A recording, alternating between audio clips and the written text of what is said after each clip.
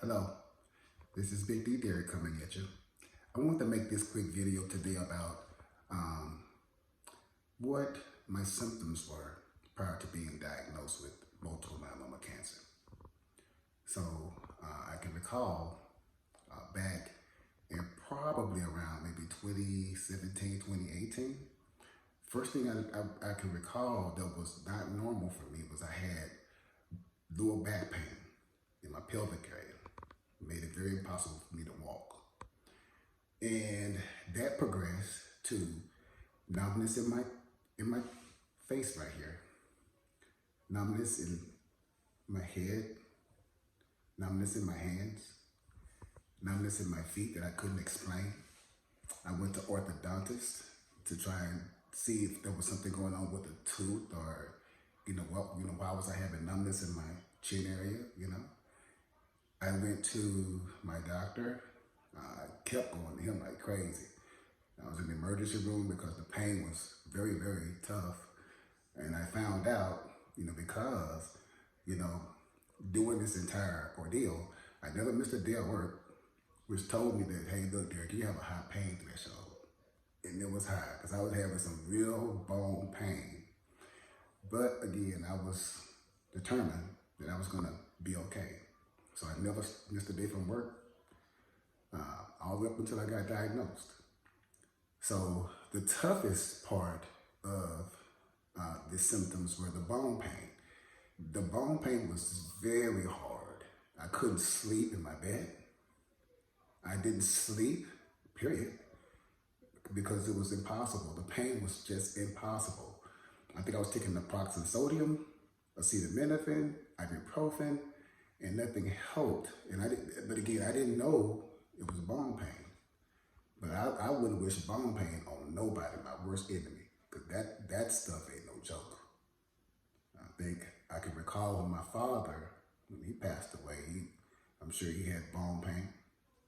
I didn't know, but I tried to help comfort him until, God called him home. But when I had to experience it, Lord, I wouldn't wish that stuff on nobody. Bone pain ain't no joke. No joke. So those were my symptoms. Like I said again, bone pain was the major one that made it difficult for me because I couldn't walk. I had it in both legs, in my shoulder area, and it was pretty tough. So anybody listen to this video, right? Always do your research to find out again, when it comes down to multiple myeloma cancer, work with your doctor. Research if you're having issues. I know, issues with your health that you can't explain. Because I even thought I had I think they call them sciatic nerve issues. But no, this was not a sciatic nerve issue here. I was dealing with some serious cancer issues. But back then I didn't know it. So, you have to work with your doctor. Go do your lab. So that if there's something wrong, your doctor can be able to find out, hey, look, this guy's got an issue. Let's try to figure out why his lab is like this. And again, if it leads to some type of diagnosis, thank God.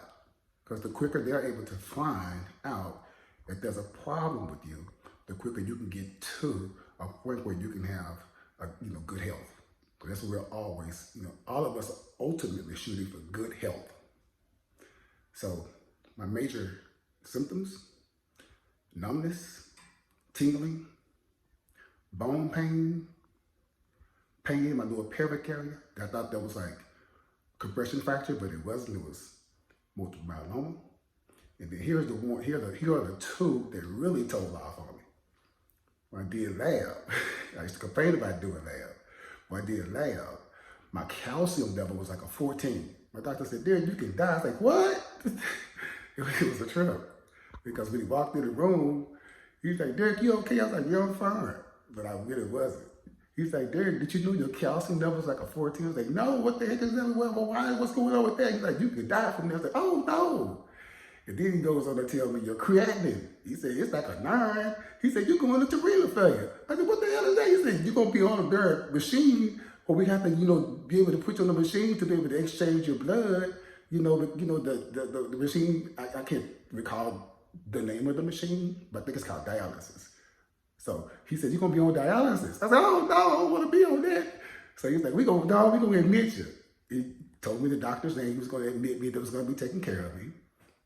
And he admitted me. And they found out what was wrong with me within 7 days. Thank God. But boy, that journey leading up to that diagnosis was tough. Right? So I didn't get those sleep many days. Boy, that pain was excruciating. So like I said again, thank God for doing lab, because that's what was able to help them determine what was wrong with me. So again, those are the symptoms, like I said again, that Derrick experienced. Now, I'm not saying that you're going to experience the same symptoms as I experienced, but those were my symptoms. So again, if you have anything that's, and I would advise anybody who hears this video, if you're dealing with a chronic issue where you're not able to explain what's something abnormally that's wrong with you, go to your doctor. Find out what's going on. Keep going until they're able to tell you what's going on with your body. Because I kept going to my doctor many, many times over many, many months until I got my diagnosis. But that's the nature of being a doctor. All doctors can't diagnose you immediately. It may take a couple of months. It may take almost a year, whatever the case.